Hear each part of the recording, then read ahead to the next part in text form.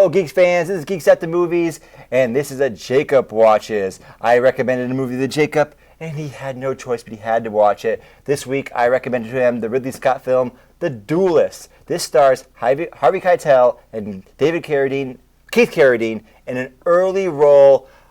They are two officers in the Napoleonic Wars. Don't worry about when that happened. And somehow they get pissed off at each other, and they have to duel. But the duel doesn't actually have a winner, and then they keep having a duel throughout the movie. It's a period drama. It takes place a few hundred years ago. It's an early film from Ridley Scott. I love the historical dramas. I love these kind of movies. So Jacob, what are your thoughts? I thought this movie was a pretty good historical drama. For what it was with a Ridley Scott movie, I know that he hasn't really hit it for that many years in a row now. He had Exodus, which was just so bad. But why they cast white people as Africans? But wow. But this movie was actually historically accurate. Yes. And except for the accents, but we'll overlook that. Yeah. But I loved how they always had a duel end without a winner. Then throughout their entire lives, it seemed like they actually keep dueling again and again. They keep crisscrossing. Yeah. And the weird thing about this is, the most bizarre thing, and I didn't even know it when I saw the movie, is it's based on a true story, and they actually toned the story down. And there's actually two officers in the Napoleonic Wars that the duel lasted even longer, that the period of time where they kept dueling, yes. And there are actually more encounters than in this movie. They weren't necessarily as exciting, probably, I'm guessing, as these encounters. Because they duel, when we say duel, you might just think, oh, is this just some guys with some pistols? Yeah, they do a little of that. Is this some guys with some swords? Yeah, they do a little of that. Oh, is it some guys on horseback for some reason? Yeah, they do a little bit of that too, right? They get creative with their dueling because it gets bored after a while. It's pointing swords at each other. It's like, let's mix this up, yo. All right, we might as well. Yeah. What did you think of the movie? One of the things that's a lot of praise this movie gets is the cinematography, the framing of the shots. Yeah. What did you think about that? I thought that was really well done, especially the closing shot of the movie where he's standing on top of the mountain looking out the landscape. That was so awesome. Yes. That was a perfect close to the movie. And I feel like some of the shots were all great, but some of the acting and how it played out on camera was a little bit messy, I felt like. With the fight scenes, which I think this is why I recommend the movie to me, because the fight scenes were great. They were realistic. Yes.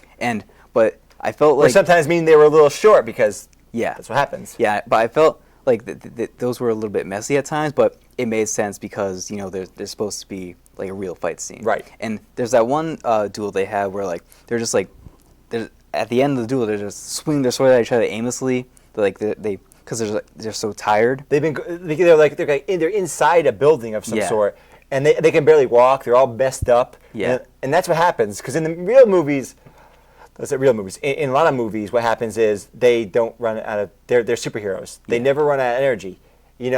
It's tiring doing that stuff. I took 14th century German longsword classes, right? And just swinging around for just pretend doing the maneuvers. Whoa, oh my God, my arms, I can't do this anymore, right? So you see it, they feel like they're tired. It reminded me of a scene from Rob Roy where they have a sword fight. It's like, oh, he's sweating, I can't believe it. It doesn't make any sense, right? You mentioned a few wonky scenes. For me, the wonkiness, the one weird aspect of the movie was the accents. Yeah. So if you don't know anything about the Napoleonic Wars, it's when Napoleon, the leader of France, the Emperor of France, tried to invade the rest of Europe. These are French officers. They're in France. Harvey Keitel and Keith Carradine, they don't do a French accent. No. Neither do most of the other cast. Yeah. And some do. There are a few people who do a French accent. So you got English actors doing English accents. You got American actors doing American accents. And you got some random French guys doing French accents. It's weird and it's a little odd. Especially some of the dialogue feels a little strange when it's said through just a flat American accent. It is a little odd. There's actually a story about Harvey Keitel when Ridley Scott said, hey, I'm trying to do this historical drama. Are you interested in doing it? And he's like, well, I don't know. Do I have to do an accent? He's like, no, you don't have to. I don't like that. I mean, I would prefer if it was in French. It was subtitled. That's what I would really like. But if they could just do a French accent, that would be good enough for me. You would understand it. Yeah. That's a little weird. But the visuals are great. You feel like you actually, if you're a history buff like me, they go through the Napoleonic Wars and the changing fashions. Like the character, because this happens over like 15-year period, and the clothes they wear actually change. If this was like a cheap movie, they'd just be wearing the same uniforms the whole time. Yes. But no, they actually match the actual uniform changes. Yeah. And they match. I like that. And they actually show parts of like the famous, like when they go into the winter campaign in Russia, and it's all horrible. Yeah. Like, they show these things that they interest me.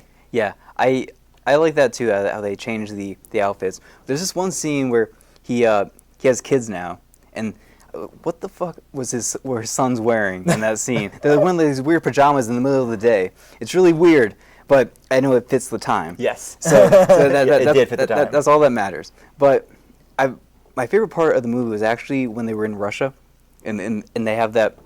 They're like about to duel, and then those guys interfere and to use their ammunition on those guys. Right. Yeah. So that was. They really, were that was about really, to have a duel, and at this point, their army is decimated by the Russian winter, and they're about to have a duel. I mean, this is so stupid. But suddenly, I think some Cossacks is what they're called. Some like Russian mercenaries come, and like, well, we have to take these guys out. We're still on the same side. They are officers, right? Yeah. They command people. It's like, well, we have to do this. Yeah. And they just deal with it. Yeah. But I thought that that scene was beautifully shot. Yes.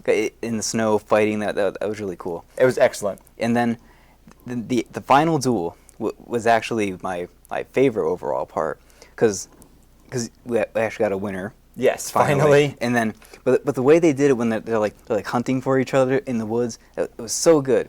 What was your favorite part of this movie as like the big history buff fan? Ooh, big history buff fan. My favorite part was the fact that the attention to detail of the costumes. Again, this is just for my history buff part, not for the movie part. Just that I don't see that. I see a lot of films where they take place over a period of 10 years or 15 years, and they'll usually do a pretty good job with like the fashion, but then it doesn't change. Yeah. Look at us. Look at the 80s. Look at now. Now, fashion did change slower at that time. It should be noted. Fashion changes, the cycles of fashion change throughout history have gotten shorter and shorter and shorter. But still, fashion did change, and I was like, I can't believe they actually changed his haircut. I can't believe he's not wearing that anymore. I'm like, I was stunned as someone that has done a lot of research on the Napoleonic Wars that they even wasted their time doing that, right? I talk about this with movies a lot. It's like, yeah, a lot of the audience isn't going to notice that, but it's a neutral element. You can make it good for the people like me that will notice it, and it won't affect your story. Your story is the same whether those costumes are good or bad. Ridley Scott's core experience, it doesn't affect him. It's like, this is what I want. These peripheral elements, they don't matter to me. You want to change the costumes? I don't care. And it's like, well, we might as well do it if it will make some people happier. I like when they do that. But enough of this. So we like this. What is up next for me? Yes, for you. We're going to do what Shane watches next, and Shane's going to watch Unbreakable. Ooh. One of the few good M. Night Shyamalan movies. Yeah. Okay, so this has been Jake Does Tales, Shane Goodrich, and we're Geeks at the Movies.